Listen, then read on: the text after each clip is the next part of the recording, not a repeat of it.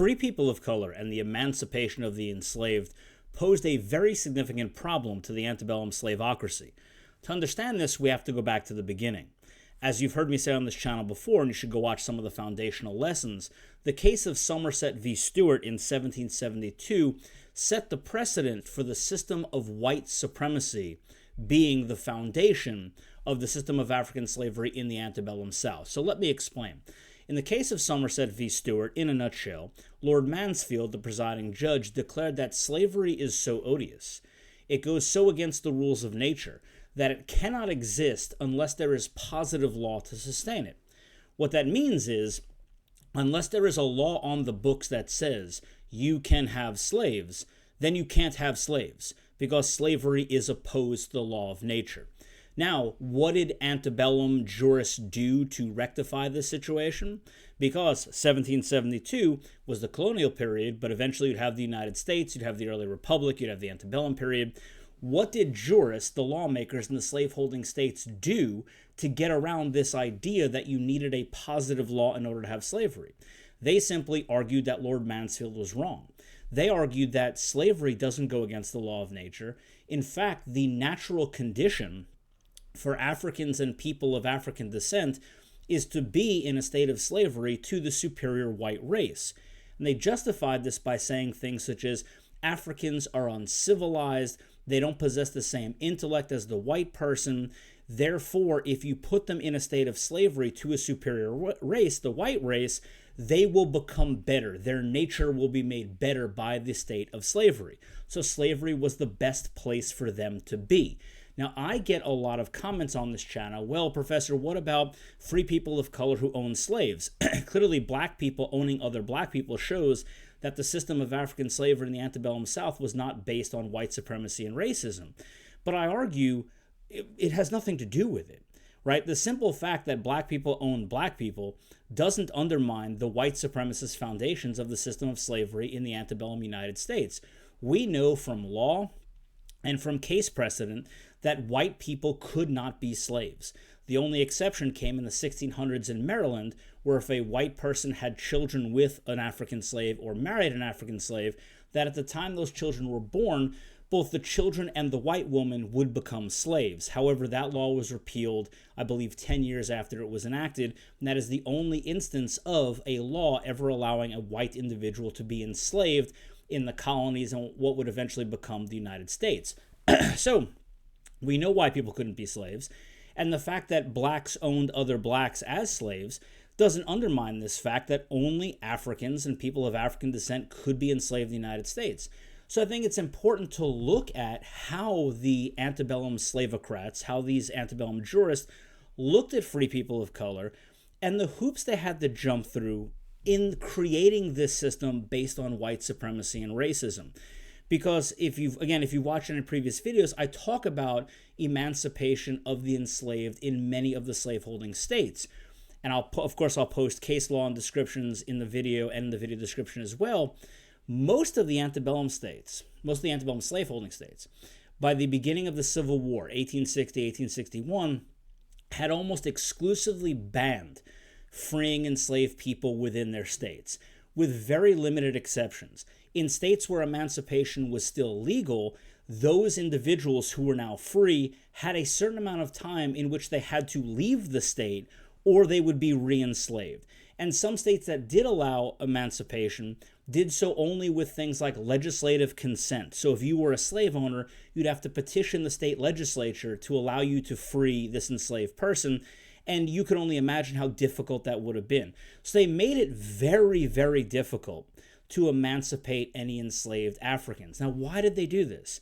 They did this for a multitude of reasons, but obviously the biggest reason was they didn't want free blacks undermining the institution of slavery. That's the first thing. The second thing has to do with the problem of the fact that this whole system was based on white supremacy, and freeing an enslaved individual undermined that premise, which we'll get to in a minute. But first, let's look at Thomas R. Cobb in his Inquiry into the Laws of Negro Slavery, where he says, and he talks about what certain states had to do in order to prevent free people of color from becoming on equal standing with whites. He writes, public policy has made it necessary for the slaveholding states by statute to impose other restrictions upon free persons of color. They have been forced to extend over them their patrol and police regulations, to deny to them the privilege of bearing arms, to require of them the selection of a guardian, who shall stand as patron and contract for them, to restrain their acquisition of Negro slaves and property. So not all free people of color could own other slaves, and if they could, in many states it was restricted. And I'm speaking from Louisiana, where New Orleans had one of the highest populations of free people of color owning slaves. But again, you'll see how that doesn't undermine the white supremacist foundation of the system of slavery in the United States. Continuing on, to place them on the same footing with slaves as their intercourse with white citizens, such as purchasing liquors and etc. These various restrictions, differing in the different states, place the free Negro but little above the slave as to civil privileges. So even when allowed to be free in a state, if they were allowed to stay in said state, their freedoms were severely limited, and they had to conform to almost the same requirements that a slave had to conform to when traveling, such as to have a pass, to, all of these things, which was meant to undermine their station in society, because free people of color, still being of African descent, were looked at as an inferior race. White supremacy, again, was the foundation of this whole system. But let's take it one step further. If the whole system is based on the premise that the best place for someone of African descent to be is in a state of slavery, then the antebellum jurists, the slaveholding jurists, realized that there was a serious problem with emancipation. Because in states like Louisiana, there were certain conditions where, for example, if an enslaved person saved the life of their master, then the master could petition for them to be emancipated. However, that's a reward, right? That's, you did a good thing, here's a reward for you. However, if the best place for you to be is enslaved, then how could taking you out of slavery be a reward? And many of the antebellum slaveholding states realized this, which is why at the beginning of the Civil War, so 1860, 1861, most of the slaveholding states had completely banned the emancipation of enslaved entirely. If you owned slaves, you couldn't free them. That was that. The only exception to that was if you took them out of the state into a non-slaveholding state, you could then, in theory, emancipate them there. But for the most part, it was banned because it undermined this whole system of white supremacy. As the system developed, you have to remember, the racism was always there. The white supremacy was always there. But you had a period from the colonial period from the 1700s up to 1860 where these jurists actually really codified all this and made it clear, then using racial pseudoscience and all this other nonsense to say that whites are superior, therefore the best place for Africans and people of African descent is in a state of slavery. It justified it. It matured right at the time of the Civil War, and then, of course, the ending of the slaveocracy, the ending of slavery in the United States. But the horrific thing is that those racial ideas didn't simply disappear. It's what people had been taught for 50, 60, 70, 80 years at that point, right? There were multiple generations alive in 1865 that had been taught that whites are superior to blacks, and the best place for an African to be is in a state of submission and slavery to someone of the white race. To show you how they grappled with this, towards the end of the Civil War, Jefferson Davis, with the encouragement of some of the Confederate leadership, batted around the idea of allowing slaves to fight for the Confederacy in exchange for their freedom. And the arguments against this are exactly what I'm talking about. I'll give you an example. Howell Cobb, who is the brother of Thomas R. Cobb, in the book that we quote from a lot, An Inquiry into the Laws of Negro Slavery. He was actually the governor of Georgia. He was the Secretary of the Treasury before the Civil War, and I believe he was the provisional president of the Confederate Congress. So a died true Confederate till the day he died, right? But he actually said, when talking about this proposal by Davis to allow blacks, former slaves, or slaves to be soldiers in exchange for their freedom, he said, "I think that the proposition to make soldiers of our slaves is the most pernicious idea that has ever been suggested since the war began. You cannot make soldiers of slaves or slaves of soldiers. The day you make soldiers of them is the beginning of the end of the revolution. If slaves make good soldiers, our whole theory of slavery is wrong." Well, why would it be wrong if slaves make good soldiers? Because if they make good soldiers, the same way that whites make good soldiers, then they're on an even playing field with whites. And remember, again, you have to go back and watch the foundation video where I explain how Thomas Cobb and others go into great depth about the physical and mental differences between blacks and whites and why slavery only works when a superior race enslaves an inferior race, because that inferior race can be bettered. Well, if you're equal to us, we can't enslave you. Slavery is wrong. That's one of the main reasons why whites could never be enslaved by other whites. These antebellum slaveocrat jurists said you can't enslave someone of the same race because they won't better from it. Therefore, it goes against the law of nature. So I hope you understand that. But even the Richmond Examiner, they made a clearer point of this. They chimed in and said, according to his message, meaning Jefferson Davis, the president of the Confederacy, it is a rich reward for faithful services to turn a Negro wild. Meaning he's saying, according to Davis, if we let these enslaved people fight, and they fight well for us, then it's a reward to set them free. It goes on, slavery then, in the eyes of Mr. Davis, keeps the Negro out of something which he has the capacity to enjoy. If the case be so, then slavery is originally, radically, incurably wrong and sinful, and the sum of barbarism.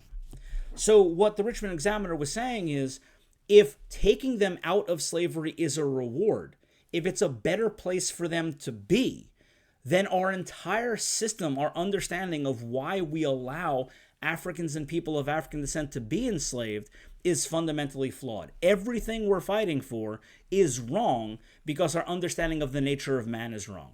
Remember, slavery was right and just to the antebellum slaveocrats because they argued that slavery was the natural condition of people of African descent. If that's the best place for them, then you can't reward them by taking them out of that system for doing something good for you. So the South, the slaveocrats, the slaveocracy, always looked at anyone of African descent and free people of color as being a threat, as being dangerous, and being racially inferior. So did free people of color own slaves? Sure, but they owned black slaves. No white person could be enslaved. And of course, and this is outside of my scope of just studying the law, but you can see this in many historical accounts of the period, many free people of color bought and owned slaves because it made them less of a threat to the white slaveocrats in the area if it looked like they bought into the system. Remember, one of the reasons why free people of color, if a slave was emancipated and freed by their master, had to leave the state within a certain period of time or be re-enslaved was because they posed a threat. If your slaves saw another black person who was free, it might encourage revolt, rebellion, violence, all of this. So acting like you bought into the system, and of course, there were bad black people then too, who benefited greatly economically from slavery. That makes them just as bad as the whites who had slaves. No one's arguing that point, but did they benefit? Sure. Did it also benefit them to blend in and not cause any problems and act like they were enjoying and partaking in this system of enslaving other blacks? 100%. And as you saw Thomas Cobb saying, as I put in the description, many different codes from many different states, a lot of states actually towed the racist line here and said, yeah, but we're not even comfortable with them owning slaves because remember, they're a sub-race here, they're a subspecies. We're kind of worried about that. So a lot of them did prohibit blacks from owning slaves. But as you see, they had to constantly readjust and jump through hoops and make all these crazy arguments. Why? Because the entire system was based on white supremacy. So blacks owning slaves created its own set of problems and issues, but it was better than having just a free person of color in a state who looked as if they were anti the slaveocrat system and could cause issues amongst the whites who did own slaves in the area and cause no slaves to rebel or a multitude of other things. So I hope this helps clarify, because the simple fact that Africans, blacks, free people of color owned other Africans as slaves does nothing to undermine the point that this system was based on white supremacy and the idea that the natural condition or natural place for people of African descent was in a state of slavery to the superior white race. And we know by law and by court decisions, whites could not be slaves. in the United States, except the one exception I gave you. So it's really a non-argument. All right, well, as always, remember to like, subscribe, share, and I will see you for the next video.